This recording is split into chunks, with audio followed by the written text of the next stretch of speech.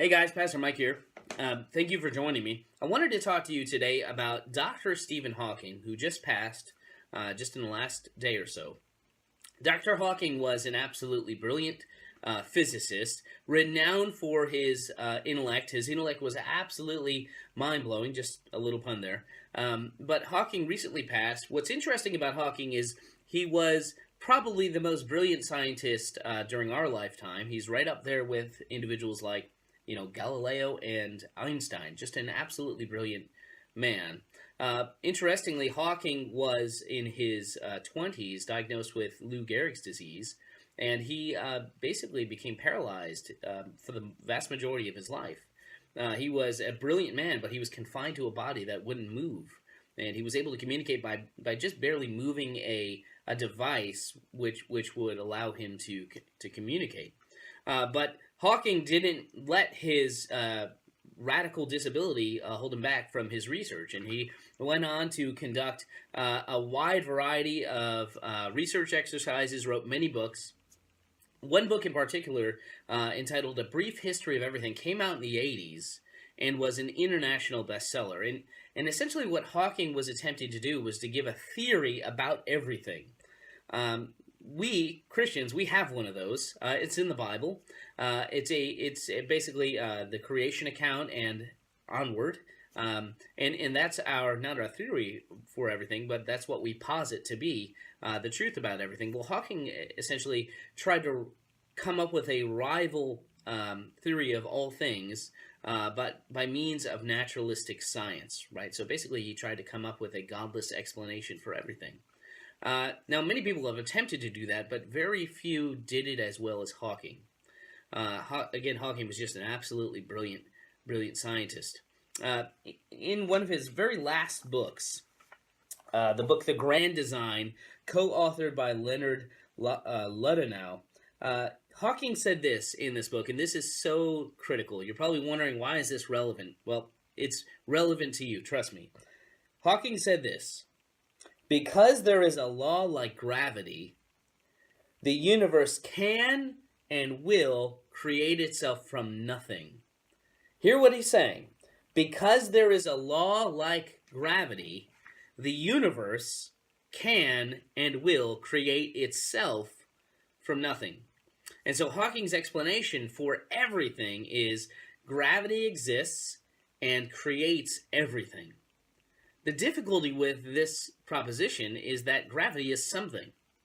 So you can't say that gravity created everything from nothing, because gravity is itself something. It's a logical problem. Many people have pointed it out since Hawking has written that, but I want to point that out to you because even the most brilliant scientists of our day, the most brilliant physical science mind that we have ever seen, even in his life's work coming up with a theory of everything, still could not come up with a theory without God that didn't sound absurd. I think that's a wonderful observation. You should think about that, because oftentimes when we talk to people about the gospel, they will raise objections on a naturalistic means, right? They'll say, well, I don't believe in God, I believe in evolution. As if evolution is a substitute for God, right? I don't believe in God. Science disproves that, right? People will say, I don't believe in God because I believe in the Big Bang, or something like this.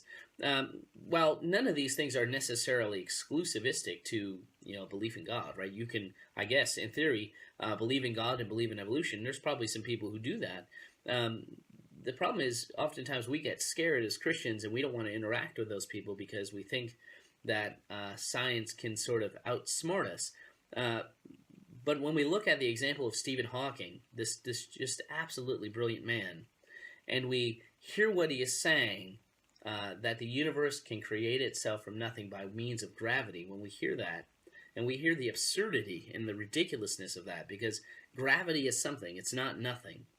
Like, nothing can create nothing. Nothing ever could. It's ridiculous to say that nothing can create something, that life can come from non-life. That's nonsense, right?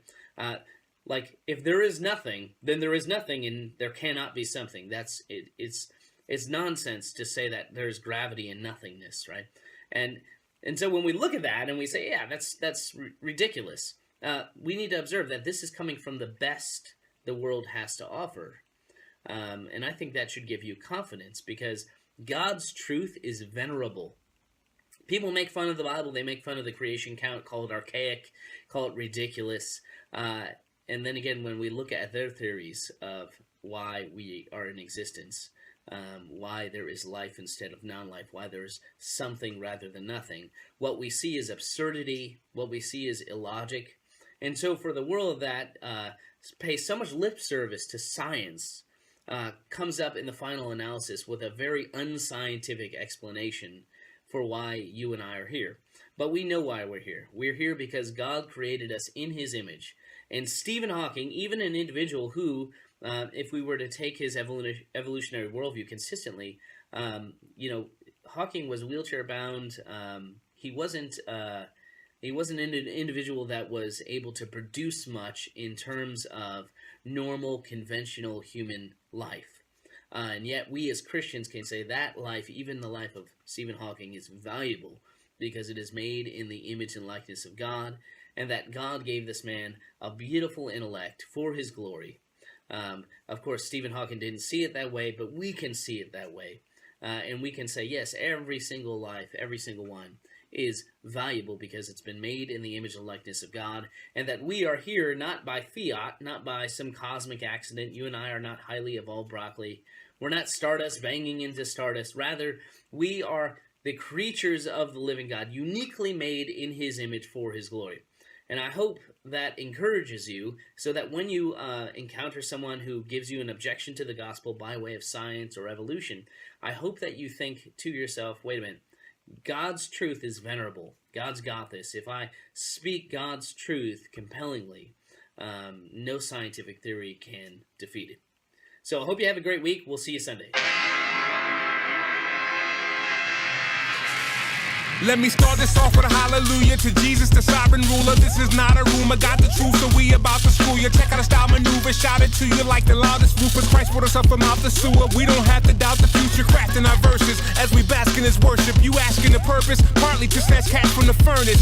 Through Jesus' extravagant service, immaculate purchase, he was smashing the serpent, and we only scratching the surface.